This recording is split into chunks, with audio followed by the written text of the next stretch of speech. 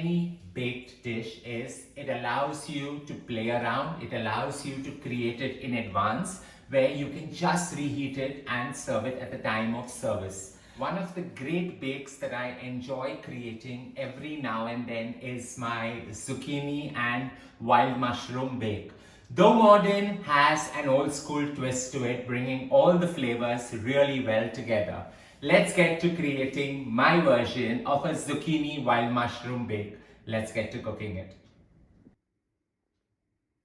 Starting off this process is really simple. I've taken about half a liter of water, allowed it to simmer to perfection for at least 15 to 20 minutes. Into that, I'm putting about 50 grams of shiitake dehydrated mushrooms, about 30 grams of porcini mushrooms, and I'm also using the fresh mushrooms, that is oyster mushrooms, about 80 grams, and the local sourced mushrooms, that's the beautiful and famous button mushrooms, going in another 100 grams. So while the dehydrated mushrooms regenerate, you want the fresh mushrooms to let out all its extra water and get subtly soft.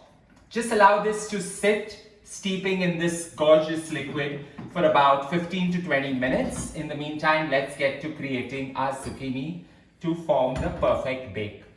Here I've taken green zucchini. So I've taken about 3 medium-sized green zucchini, grated it, sprinkled some salt into it, and squeezed off all the excess water. To that, we're going to add this yellow squash that I have grated as well, the same amount, 3 numbers. Put that in and just allow both the colors to mix and merge together. So a gentle tossing, so that both the colors mix and merge. You can go right in with your hand as well to get that perfect blend of green and yellow marrying into each other. Flavoring the zucchini is really going to be very simple. You do not need to season now because we already added salt to squeeze off any excess moisture. So in goes a generous sprinkling of some freshly milled pepper. You can go right ahead and add some nutmeg too, grated slightly just to scent the overall mix.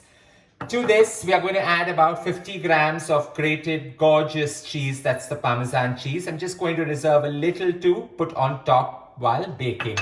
Allow this to toss in with the entire mix of zucchini and squash, creating quite a perfect blend out here. We're just going to line a bakeware with about 2 to 3 drops of olive oil and just ensure that it's nicely greased all around before you create the perfect sandwich of this gorgeous zucchini and squash. So with this nicely lined, it's now time to add in half the mixture, which settles at the bottom.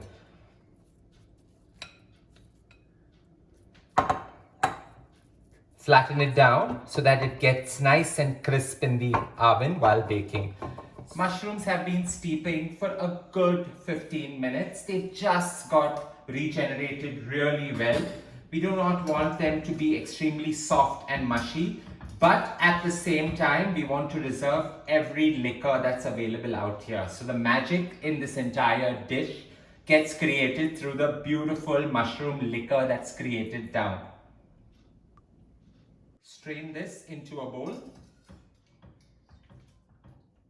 And we're going to reserve every bit of that liquor to create the perfect old school magic coming alive in the gorgeous veloute. Reserved every bit of the liquor here, and it's time to now cooking it. Creating the mushroom veloute is one of the easiest parts. In goes about 50 grams of butter. Though mushrooms are extremely high in antioxidants, they just get more flavorful with the mushroom and the garlic. So about 8 cloves of garlic finely shredded. It's just going to allow everything to merge together, creating that perfect flavor to mask off any of the sharp flavor that the mushroom brings. As this has melted and the garlic has begun to let out most of its fragrance right into the gorgeous butter, in goes 2 leeks that I finely shredded. While I'm using leeks, you can go right ahead and use some red onion, you can use some white onion, finely chop it and get to creating the perfect mix out here. As the leeks have softened just a bit, giving it that luscious green color, in goes the mushrooms that we had chopped up coarsely. I'm just going to add all the mushrooms in and allow it to absorb the flavor of the leeks, the butter and the garlic.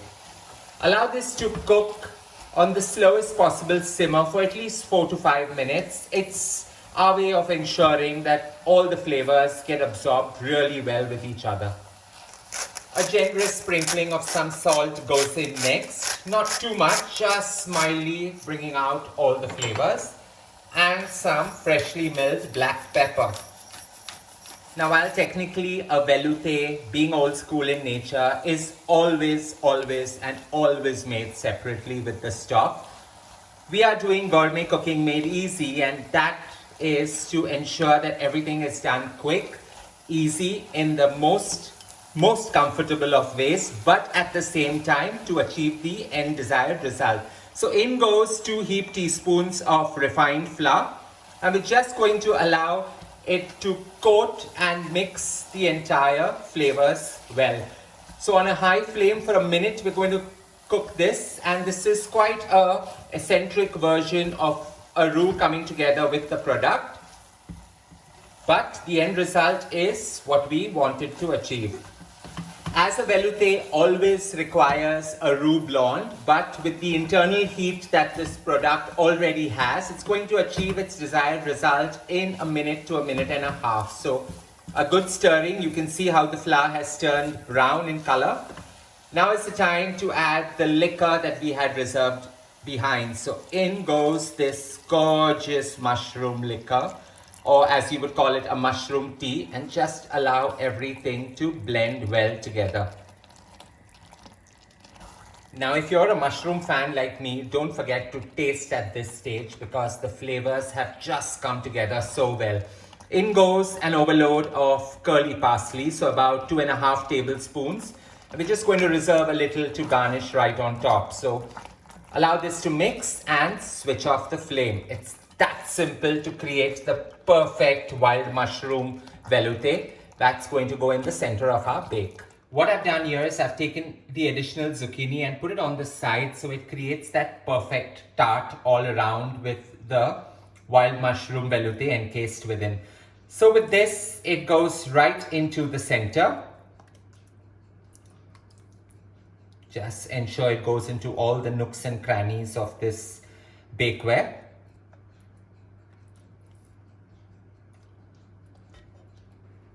The remaining zucchini goes right on top to create that encased feeling right here. So we're just going to put it and flatten it out so that everything fits perfectly in perfect harmony actually.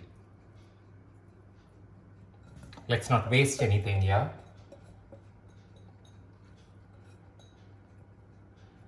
The last bits of the zucchini and parmesan cheese with the squash. And you're just going to lightly pat it down so all the flavors are encased within. This is quite a unique bake and it's a sure shot hit with your entire family. The remainder parsley just so that you get that gorgeous burst of green on top. On top of that, the remaining parmesan cheese goes just to give it that crunch and that beautiful brown after it comes out of the oven.